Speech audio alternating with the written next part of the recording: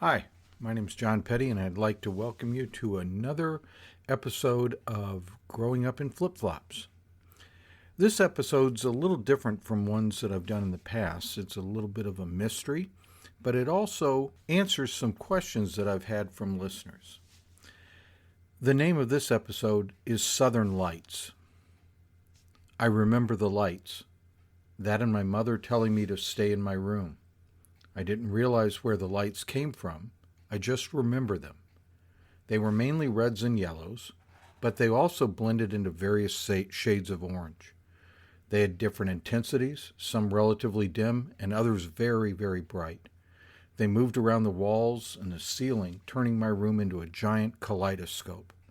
I could hear the adults outside my room. I ignored their voices because I had a show in my room like nothing I'd ever seen.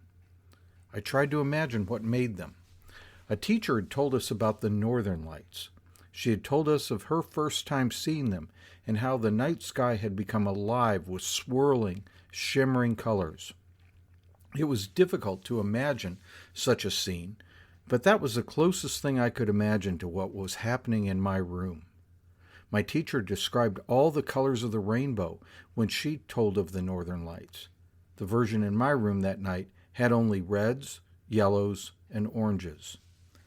Those beams of light seemed to climb one wall, dance across the ceiling, and then glide down the opposite wall.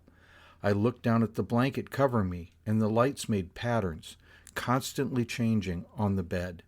I held out an arm and saw the colors wrap around it and then disappear.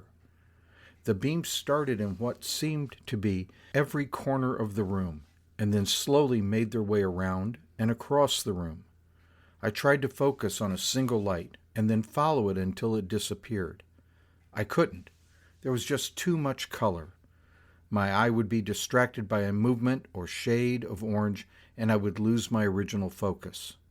Different objects in my room would be illuminated and then disappear back into darkness. There was my chest of drawers in yellow. Then my desk and school books would be in red. The model plane I had painted green just last week was now a dark shade of orange. As quickly as the lights had come into my room, they left, and along with their leaving, the excited adult voices that I had blocked out of my focus also completely disappeared. A few minutes later, my mother slowly opened my bedroom door, and another beam of light came into my room. This time, it was ordinary white. She asked in a very quiet voice if I was okay. I told her I was fine and started to tell her about the fantastic lights and colors that had been in my room. She interrupted my excited descriptions and told me I needed to get to sleep. "But Mom, it was so neat." "Never mind. Everything will be all right. Now get to sleep." With that, she closed the door and my room went dark once again. I drifted to sleep, just remembering and imagining the amazing colors and lights I had just seen. The next morning I woke and went to the kitchen for breakfast. There were a couple of my mother's friends at the kitchen table. I was more embarrassed than surprised to see them. I was still at an age that no one outside the immediate family saw you in your pajamas. My biggest concern instantly became to get myself back into my bedroom and change into school clothes so that I could have breakfast without my self-conscious embarrassment. Instead, my mother asked me to sit down at the table with her. "But Mom, I want to," she interrupted. "Please sit down. I need to speak with you." I knew she was serious and that no amount of "but moms" would do anything to change her mind once I heard the phrase "speak with you." She slowly told me that my father had gone away. I was told I would not be seeing him again. I don't remember being upset or tearful. She had simply stated a fact like, "Be careful, the stove is hot." There was nothing to get upset about.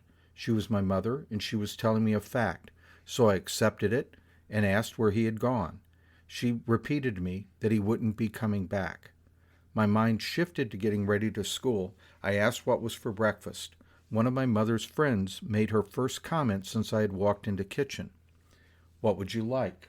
I looked at my mother, and she nodded a yes. I asked for French toast. My mother's friend said it would be ready in 5 minutes. Then she got up from the table and began gathering the ingredients. I asked if I could be excused to go get dressed for school. My mother said it was fine. It was a few days later when I found out what my mother meant when she said, "Your father won't be coming back." It was the first funeral I'd ever been to. Thank you for listening, and I hope this answers some questions for you. Thank you again.